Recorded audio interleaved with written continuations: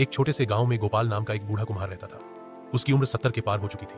सिर के बाल सफेद हो गए थे, कमर झुक गई थी और आंखों पर मोटा चश्मा चढ़ा रहता था। हाथों में पहले जैसी ताकत नहीं रही थी, लेकिन उसके दिल में अभी भी वही जुनून था, मिट्टी को आकार देने का, उसे एक खूबसूरत घड़ा या दिया बनाने का। हर सुबह सूरज निकलने से पहले ही गोपाल अपनी झोपड़ी से बाहर निकलता, कुएं से पानी लाता, मिट्टी गूंथता और अपने पुराने चाक पर बैठ जाता। उसकी झोपड़ी के बाहर बने छोटे से आंगन में चाक घूमता रहता और उसके साथ गोपाल का जीवन भी घूमता रहता। उसका बेटा राजेश शहर में एक बड़ी सरकारी नौकरी करता था। हर महीने वह पैसे भेजता था ताकि पिता को किसी चीज की कमी न रहे। पर बूढ़ा गोपाल उन पैसों को छूता तक नहीं था। वह कहता, ये हाथ जब तक मिट्टी को छू सकते हैं तब तक मैं किसी की मदद का मोहताज नहीं हूँ। एक दिन दोपहर का वक्त था। गर्मी अपने चरम पर थी। सूरज की तपिश से जमीन झुलस रही थी।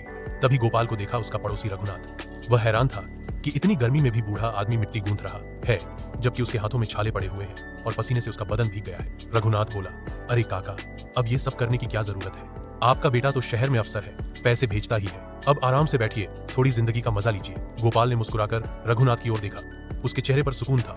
कुछ देर तक वह चुपचाप अपने चाक को घूमता देखता रहा, फिर धीरे से बोला, रघु, जरा ये अधूरा घड़ा देखो। रघुनाथ ने देखा, आधा बना हुआ घड़ा चाक पर घूम रहा था।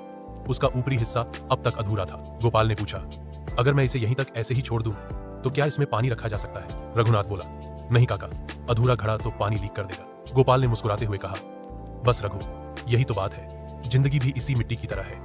जब तक चाक घूम रहा है, जब तक सांसें चल रही हैं, तब तक हमें खुद को आकार देते रहना चाहिए।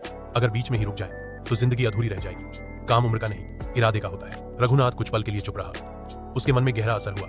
उसने देखा कि बूढ़े गोपाल की हथेलियां भले ही थक चुकी हों, पर उनमें अब भी मिट्टी को जीवन देने की ताकत थी। उस दिन के बाद से गांव में लोग जब भी गोपाल को उसके चाक के साथ देखते तो उन्हें मेहनत, लगन और आत्मसम्मान का सच्चा उदाहरण दिखता। सीख, जीवन में काम करना केवल पैसे कमाने के लिए नहीं होता, बल्कि खुद को जिंदा महसूस करने के लिए होता है।